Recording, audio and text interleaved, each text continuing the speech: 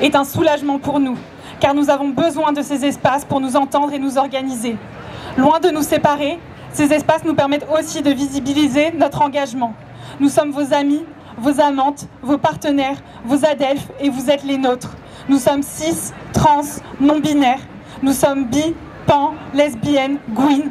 Nous sommes une seule et même communauté saphique. Cette communauté, nous la voulons unie, forte, libre. Il n'y a qu'ensemble que nous lutterons efficacement contre celles et ceux qui menacent nos droits à la liberté, à l'autodétermination, à la famille et à l'amour. On est hyper contente d'avoir participé à l'organisation de cette marche.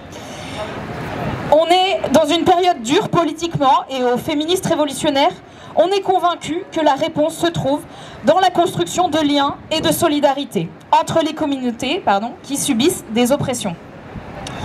On entend parfois que nos identités lesbiennes ou bi seraient révolutionnaires par elles-mêmes. Mais comme toutes les identités, elles sont récupérables par les systèmes d'oppression. Sous le capitalisme, elles sont assimilées et utilisées pour justifier des politiques. Des politiques qui vont de l'exploitation, comme le font beaucoup de grandes entreprises capitalistes, jusqu'à la violence la plus extrême, comme le fait l'État d'extrême droite en Israël, qui utilise nos identités LGBTI pour justifier une politique coloniale, raciste et génocidaire.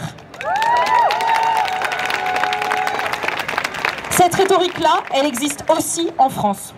Le gouvernement français, tout comme l'extrême droite, utilise nos identités pour appuyer leur politique raciste, en faisant croire que le danger pour les lesbiennes et les bis, c'est l'immigration. Et pourtant, on le sait, en France, comme à l'international, cette même extrême droite est très à l'aise avec la lesbophobie, la transphobie et toutes les LGBTQI-phobies. Notre gouvernement aussi d'ailleurs. C'est lui qui continue d'exclure encore et encore les personnes trans des réformes sur les affiliations. C'est lui qui parle de redresser l'économie du pays en augmentant la natalité.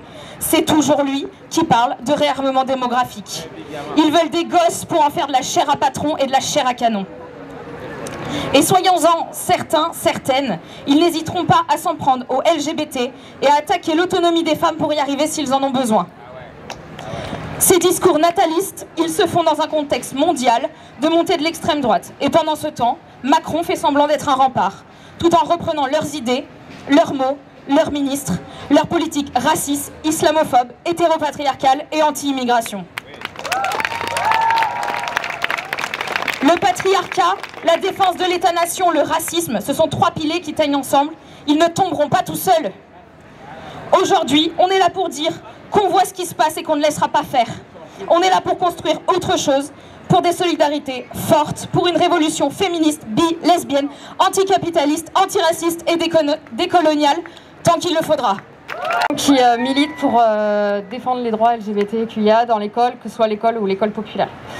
Donc, l'école est le lieu où se font les premières socialisations extrafamiliales. C'est le lieu où, au contact des autres, on se découvre, on découvre son identité. Elle devrait donc avoir pour but premier l'épanouissement des élèves et l'apprentissage du vivre ensemble. Cependant, bien loin d'être un lieu d'accueil, l'école se fait lieu de violence. À l'image de notre société, elle se droitise. Aujourd'hui, des budgets sont alloués pour les signalements de radicalisation. Le système judiciaire des mineurs se durcit, ceci dans la toute discrétion la plus totale. Des coupes budgétaires et des réductions de postes sont effectuées pour le pôle médico-social, dont les professionnels sont de moins en moins formés. La méconnaissance des questions de transition, mais aussi de protection contre les IST, qui existent pour toute pratique est flagrante. Et oui, dans une infirmerie scolaire, on trouve des préservatifs pour des pénis, mais toujours pas de préservatifs internes, de tiques dentaires et toute autre forme de protection. À l'école, la sexualité n'est abordée que dans le cadre reproductif en SVT, et les corps qu'on y montre ne sont pas représentatifs de ce qui existe dans la société. Les récents débats autour des contenus de l'EVARS, éducation à la vie affective, relationnelle et sexuelle, le manque de formation et de moyens alloués aux établissements et aux équipes pour enseigner ces 6 heures annuelles témoignent bien de la dynamique réactionnaire de l'institution. C'est que l'école, elle aussi, est LGBTQIA-phobe, sexiste, mais aussi raciste. En effet, nos vécus y sont totalement invisibilisés. Les relations hétérosexuelles n'y sont jamais explicitement nommées, devenant donc implicitement le seul mode de relation légitime. Quand avez-vous entendu le mot lesbienne à l'école? Les lesbiennes ne sont pas protégées par l'école. De fait, elles n'existent pas.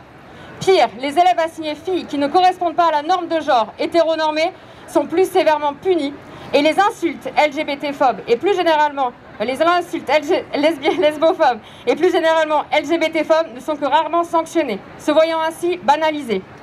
En témoigne le rapport du centre Hubertine Auclair sur le harcèlement en ligne dans les murs de l'école. La population la plus victime de violences sexistes et sexuelles est celle issue de la communauté LGBTQIA+. Jusqu'à 76% des filles assignées lesbiennes bi-trans. Ce rapport, qui devait être publié en avril 2025, ne le sera probablement pas. Encore et toujours, le corps des filles, la façon dont elles s'habillent, sont contrôlées. Elles sont soit trop habillées, soit pas assez. Les filles racisées en sont les premières victimes. L'école attend des filles de la docilité et de rentrer dans les normes de genre. Ainsi, l'école devient-elle l'exact opposé de ce qu'elle devrait être. Au lieu de permettre l'émancipation des élèves, elle les oppresse. Au lieu de nous apprendre à vivre ensemble, elle perpétue un hétéropatriarcal destructeur, tant au niveau de l'individu que de la société tout entière. Ce que nous exigeons, c'est l'inclusion de vrais modules de formation sur les questions LGBTQIA+, obligatoires pour tout futur personnel de l'éducation. Prof, AESH, AED, CPE, psy, infirmière, assistante sociale, agent administratif, agent d'entretien. Une vraie prise en compte de leur rôle crucial dans la vie des élèves, de leur rôle essentiel dans la transmission de ce que devraient être les valeurs de la République. Pour qu'enfin les élèves et les collègues ne se sentent pas autorisés à tenir des propos discriminatoires, à faire subir de la violence aux élèves et au personnel de la communauté. Et surtout, pour qu'enfin nos élèves, mais aussi les personnels des établissements, n'aient plus peur, se sentent protégés, soutenus, libres d'être qui elles sont. À la DAIC de Rome. Oui, les divines doivent être présentes et représentées aussi au niveau européen, ainsi trouver des alliances à l'international où la lutte doit se faire. D'ailleurs, le mot d'ordre de notre marche aujourd'hui est contre l'international fasciste.